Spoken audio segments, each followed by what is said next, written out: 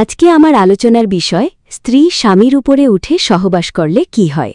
অনেকের প্রশ্ন, আমার স্ত্রী যদি আমার উপরে উঠে সহবাস করে তাহলে আজকে আমার আলোচনার বিষয় স্ত্রী স্বামীর উপরে উঠে সহবাস করলে কি হয়।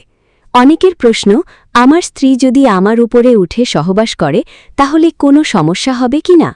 আবার অনেক মহিলা প্রশ্ন করে থাকেন যে আমি যদি আমার স্বামীর উপরে উঠে সহবাস করি তাহলে কোনো সহবাস হবে, সমস্যা হবে কি না। দেশের এবং প্রবাসীর ভাইবোনদের প্রতি সালাম, আসসালামু আলাইকুম। আমি তানিসা খাতুন। এই বিষয়টি নিয়ে এখন আলোচনা করব।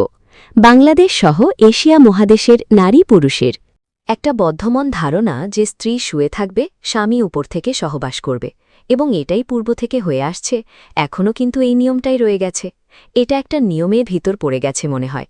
তবে পজিশন কিন্তু দুইটাই মেইন ধরা হয়। প্রথমটা হলো যে স্ত্রী শুয়ে থাকবে, স্বামী উপর থেকে সহবাস করবে, এবং আরেকটা নিয়ম স্বামী শুয়ে থাকবে, স্ত্রী উপর থেকে সহবাস করবে। যাই হোক, স্বামী স্ত্রীর সম্পর্ক মধুর সম্পর্ক, কিন্তু সেই সম্পর্ক আরও মধুর হয়, আরও গভীর হয় যদি সম্পর্কটা একান্তই মধুর হয়ে থাকে, এবং সেই সম্পর্কটা হলো সহবাস। সহবাস যদি সুখের হয়, দুজনে যদি তৃপ্তি পায় স্বামী এবং স্ত্রী, তাহলে সেই সম্পর্কটার মতো সম্পর্ক আর কিছুই হয় না। আর যদি দুজন একই সঙ্গে সুখ না পায়, মজা না পায়, স্বামী একাই সুখ অনুভব করল, স্ত্রী বুঝতে পারল না, তাহলে কিন্তু সম্পর্কটা মজবুত হয় না, মধুর হয় না, সুখের হয় না। তো এজন্য কি করতে হবে? স্বামী স্ত্রী উভয়ের সহবাসকে মধুর করতে হবে। তার জন্য এই মধুর সম্পর্কের জন্য স্ত্রী স্বামীর উপরে ওঠে সহবাস করতে পারে। তবে ইসলামিক শরিয়াত অনুযায়ী কিন্তু স্ত্রীর পিছন দিক থেকে, অর্থাৎ রেকটাম বা মলদার দিয়ে কিন্তু সহবাস করা যাবে না। এই মলদার বাদে স্ত্রীর যে কোনো পায়েস দিয়ে সহবাস করে বীর্যপাত ঘটাতে পারে। আমি এখন স্ত্রী উপরে ওঠে যদি সহবাস করে তাহলে কি কি হয় সেই বিষয় নিয়ে আলোচনা করব। স্ত্রীর উপরে ওঠে সহবাস করলে এর খারাপ দিকও আছে, ভালো দিকও আছে।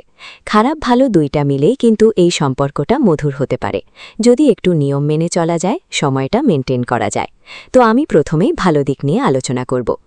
১ নম্বর, যে অনেক পুরুষ আছেন যাদের দ্রুত বীর্যপাত হয়ে যায়, অর্থাৎ দেখা যায় যে স্ত্রীর সংস্পর্শে গেলে, ফোর পেলে, অর্থাৎ আদর ভালোবাসা দেওয়ার পর যখন স্ত্রী পরিপূর্ণ তৃপ্তি হয়, পরিপূর্ণ অর্গাজম হয়ে যায়, তখন যদি যৌনমিলনে যায় এবং যৌনমিলনে যাবার পর যদি স্ত্রীর পূর্বেই স্বামীর বীর্যপাত হয়ে যায়, তাহলে কিন্তু স্ত্রী সুখ পায় না। এটা একদিন দুদিন হতে, কিন্তু দিনের পর দিন যদি হয়ে যায় তাহলে সেই স্ত্রী কিন্তু কখনোই সুখ অনুভব করবে না, বরং সম্পর্কটা আরও নষ্ট হয়ে যাবে। তো এই জন্য এই ক্ষেত্রে কি করতে হবে? স্ত্রীকে উপরে দিয়ে সহবাস করাতে হবে, কারণ স্ত্রী উপরে উঠে যখন সহবাস করবে তখন কিন্তু তার দৈহিক পরিশ্রম হবে, আর দৈহিক পরিশ্রম হওয়ার কারণে দ্রুত বীর্যপাত হয়ে যাবে, আর তখন স্বামী নিচে শুয়ে থাকবে। স্বামীর কিন্তু দৈহিক পরিশ্রম হবে না, স্বামীর অতটা কষ্ট হবে না। স্ত্রীর যখন বীর্যপাত হয়ে যাবে তখন স্বামী কিন্তু ইচ্ছা করলে খুব দ্রুতই স্ত্রীকে উপরে রেখেই অর্গাজম বীর্যপাত ঘটাতে পারে। আর এই যে স্বামী নিচে থাকবে, স্ত্রী উপরে উঠে সহবাস করবে, এতে কিন্তু স্ত্রী তার ইচ্ছামতো স্বামীর পুরুষাঙ্গকে ব্যবহার করতে পারে। কারণ স্ত্রীর যেখানে যে স্পট জায়গা থাকে, অর্থাৎ চরম পুলকের জায়গা থাকে, ঠিক সেই জায়গাটাতেই কিন্তু তার পুরুষাঙ্গ সঠিকভাবে সঞ্চালন করতে পারে। তো এই জন্য যেসব পুরুষেরা দ্রুত বীর্যপাত হয়ে যায়, স্ত্রীকে নিচে শুয়ে রেখে সহবাস করলে, সেই সব ক্ষেত্রে স্ত্রীকে উপরে দিয়ে সহবাস করলে খুব দ্রুত স্ত্রীর বীর্যপাত হয়ে যাবে। তাহলে স্বামী স্ত্রী দুজনেই কিন্তু সুখ অনুভব করবে। ২ নম্বর, যেসব পুরুষের লিঙ্গ ছোট থাকে, অর্থাৎ দেখা যায় যে ৩ ইঞ্চি, ৩.৫ ইঞ্চি, ৪ ইঞ্চি মতো থাকে, অর্থাৎ অনেকে দেখা যায় যে ৩ ইঞ্চির কম থাকে, তাদেরকে অবশ্য ছোট পেনিস বলে, মাইক্রো পেনিস বলে। তো এই পেনিস দিয়ে কিন্তু তারা স্ত্রীকে সঠিক মতো সুখ দিতে পারে না। তো তখন কি করবে? কারণ স্ত্রী নিচে থাকলে সে উপর থেকে যৌনকার্য পরিচালনা করলে তার ছোট পেনিসটা কিন্তু কখনই সঠিকভাবে স্ত্রীর যে চরম পুলকের জায়গা, যে স্পট জায়গা, সেই জায়গাটা হয়তো স্পর্শ করতে পারবে, কিন্তু তার যে জরায়ুর মুখ, এই মুখে কিন্তু কখনোই স্পর্শ করাতে পারবে না। আর জরায়ুর মুখে স্পর্শ করলে কিন্তু স্বামী এবং স্ত্রী উভয়েরই কিন্তু সেক্স উত্তেজনা বেড়ে যায়, স্ত্রী কিন্তু অর্গাজম হয় এবং স্বামীর কিন্তু খুব তৃপ্তি অনুভব করে এবং দ্রুত বীর্যপাত হয়। তো যাদের ছোট পেনিস থাকে তাদের স্ত্রীদেরকে, এবং যাদের বড় পেনিস থাকে তাদের স্ত্রীদেরকে উপরে দিয়ে সহবাস করলে তারা তাদের ইচ্ছামতো পেনিসটাকে ব্যবহার করতে পারে। কারণ স্বামী নিচে থাকলে পেনিসটা যখন দাঁড়ানো অবস্থায় থাকে তখন সে ইচ্ছামতো এটা পরিচালনা করতে পারে। এবং মহিলাদের যে স্পট জায়গা, অর্থাৎ চরম পুলকের জায়গা, যৌনের মুখ থেকে কিন্তু ২.৫ ইঞ্চি ভিতরে থাকে, 2 থেকে 2.5 ইঞ্চি। তো যখন স্বামী নিচে থাকবে তখন তার যে ছোট পেনিস 3 3.5, তখন কিন্তু সে খুব সহজেই পেনিসটাকে ব্যবহার করতে পারে, যে স্পট জায়গা নিয়ে সচল করতে পারবে। এবং সে চাইলে পজিশন যদি সে ঠিকমতো ব্যবহার করতে পারে তাহলে তার এই ছোট পেনিস দিয়ে কিন্তু জরায়ুর মুখে স্পর্শ করতে পারে। আর জরায়ুর মুখে যখন স্পর্শ করবে তখন কিন্তু সে সুখ অনুভব করবে এবং স্ত্রী খুব দ্রুত অর্গাজম সহ বীর্যপাত হয়ে যাবে এবং স্বামীরও সুখ অনুভব করবে এবং সে তারও দ্রুত বীর্যপাত হয়ে যাবে। এমনকি দুজন একসঙ্গে দেখা যাবে যে বীর্যপাত হয়ে গেছে। 3 নাম্বার, যেসব পুরুষ মোটা থাকে এবং স্ত্রীকে নিচে রেখে উপরে যৌনকার্য পরিচালনা করতে অনেক কষ্ট অনুভব করে এবং দেখা যায় যে অনেক সময় দেখা যায় যে সে হাঁপাতে থাকে, ঘাম ঘাম হয়ে যায়, অনেক সময় প্রেশারও বেড়ে যায়। সেই মোটা পুরুষদের ক্ষেত্রে তারা যদি নিচে শুয়ে থাকে তাহলে তাদের কিন্তু দৈহিক পরিশ্রম হলো না। দৈহিক পরিশ্রম না হলে তারা কিন্তু সুন্দর মতো সুখটা নিতে পারবে। স্ত্রীর কাছ থেকে যদি স্ত্রী উপরে উঠে যৌনকার্য পরিচালনা করে তাহলে মোটা পুরুষদের ক্ষেত্রে কিন্তু স্ত্রীকে উপরে দিয়ে সহবাস করলে চরম সুখ অনুভব করবে, দুজনে অনুভব করবে। তাহলে স্ত্রী উপরে উঠে সহবাস করলে এই যে ভালো দিকগুলো, অর্থাৎ যে সুখ অনুভব করবে, যে এগুলোই ভালো দিক।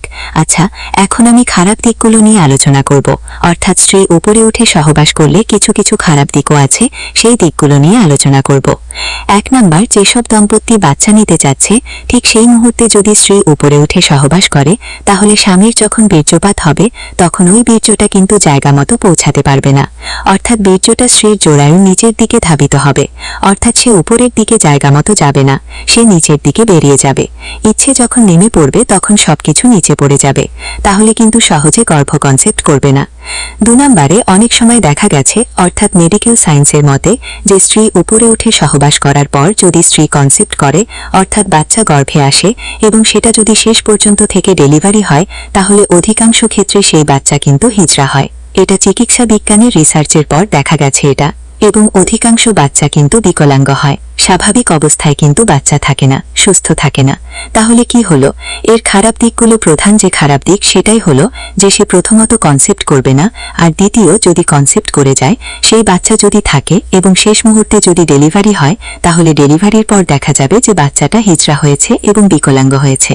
আবার 3 নম্বরে দেখা গেছে যে বাচ্চার গর্ভে থাকাকালীন অবস্থায় যদি স্ত্রীকে উপরে রেখে সহবাস করানো যায় তাহলে কিন্তু সেই বাচ্চা অ্যাবর্শন হয়ে যাওয়ার সম্ভাবনা সবথেকে বেশি থাকে, কারণ বাচ্চা যখন পেটে আসে তখন কিন্তু ইউটেরাসের মুখ বন্ধ হয়ে যায়, কিন্তু উপর থেকে যখন যৌনকার্য পরিচালনা করবে তখন তার পেনিসের যে ধাক্কা লাগবে, যে আঘাত লাগবে, এতে জরায়ুর মুখ খুলে যেতে পারে, আর মুখ যখন খুলে যাবে তখন ব্লিডিং হবে, অর্থাৎ বাচ্চা গর্ভপাত হয়ে যাবে। তো বন্ধুরা, এত সময় স্ত্রীকে উপরে রেখে সহবাস করলে খারাপ এবং ভালো দুইটা দিকই আমরা পেয়েছি। তো সুখ অনুভব করার জন্য আমাদের কি করতে হবে? বাচ্চা যখন নিতে চাইবে তখন স্ত্রীকে উপরের দিকে কখনো সহবাস করানো যাবে না, আর সহবাস করানোর পরে যদি বাচ্চা হয়ে যায় সেই বাচ্চাদের কখনো অ্যাবর্শন নষ্ট করা যাবে না। এজন্য সব দিকে সতর্ক দিকে কাজ করতে হবে, অর্থাৎ বাচ্চা নেওয়ার সময় এবং বাচ্চা পেটে আসলে স্ত্রীকে দিয়ে কখনো উপর থেকে সহবাস করানো যাবে না, এ থেকে বিরত থাকতে হবে। আর প্রকৃত সুখ নেওয়ার জন্য আমাদের এই যে পরিকল্পনা, বাচ্চা নেওয়ার পরিকল্পনা, বাচ্চা পেটে আসার পর এই সময়গুলো বাদ দিয়ে বাকি সময়গুলো আমরা কি করতে পারি? স্ত্রীকে উপরে দিয়ে সহবাস করতে পারি। তাহলে স্বামী স্ত্রী উভয়ই কিন্তু সুখ অনুভব করা যাবে এবং স্বর্গীয় সুখ পাওয়া যাবে। তো বন্ধুরা, আমার ভিডিওটি সম্পর্কে যদি কোনো মতামত থেকে থাকে অবশ্যই কমেন্টসের মাধ্যমে জানাবেন, আর ভিডিওটি ভালো লাগলে লাইক, কমেন্ট, সাবস্ক্রাইব করে আমার সঙ্গে থাকুন।